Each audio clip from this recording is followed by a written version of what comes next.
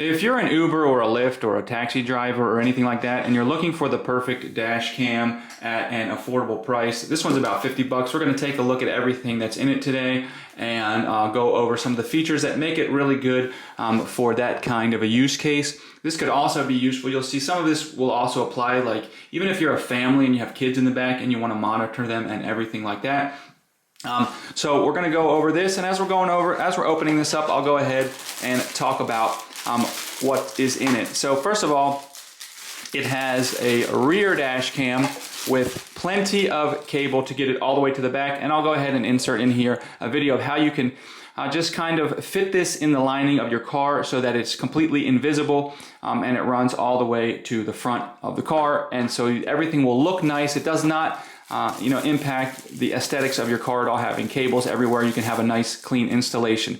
Now, this is the actual dash cam itself, and what is really nice about this is it has this monitor screen, and it has its forward-facing camera, but it also has the cabin-facing camera, which then displays on the screen. So for Uber drivers, for Lyft drivers, or for parents that need to monitor their kids, this is really nice in that it can, a lot of them, they'll have different cameras. They'll have a backup camera, they'll have whatever camera, but it can only actually monitor or record one of the cameras at a time.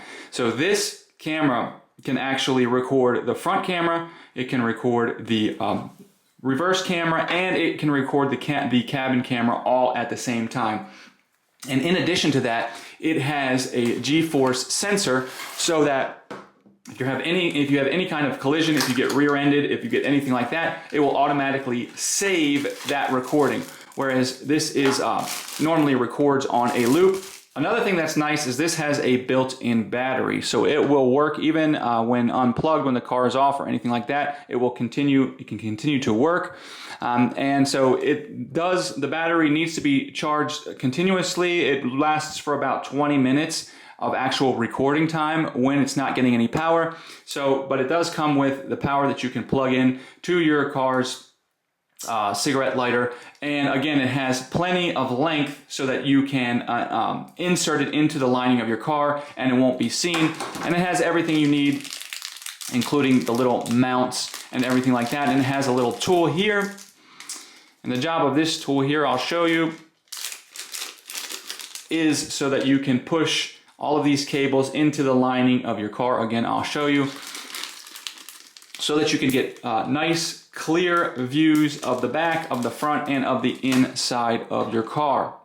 This inside camera also has an infrared emitter so that in low light conditions you can still see what's going on inside the car. So that's really important for Lyft and for Uber and for taxi drivers, that even when it's a low light condition inside the car, you can still record and see what's going on, and again have it displayed on the screen for you. This camera is also capable to have parking guard. Now you do need to add one hardware accessory to make it work, but basically what happens is that even when your car is off and it is parked, there's a sensor, and this sensor will sense if anything bangs into your car or anything like that. All of the cameras will stay on standby all the time, and whenever there's any kind of banging into the car, anything like that, the cameras will automatically turn on and record, which can be nice for one, break-ins, but also if just, if you park your car on the street or something like that, or in a parking garage, where if anybody bumps into your car, you will be able to figure out who did it in case they damaged their car.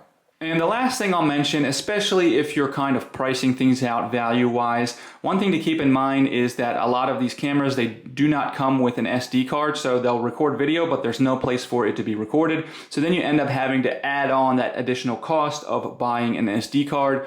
And you also have to, get it figured out and everything like that, make sure it's compatible. This one comes with an SD card, a 32 gigabyte SD card, preloaded, pre-installed, in the camera, so it's just really plug and play. Now this is a 32 gigabyte one. This can support up to a 256 gigabyte one, but for just loop, for security in case of crashes or anything like that, 32 gigabytes is more than sufficient.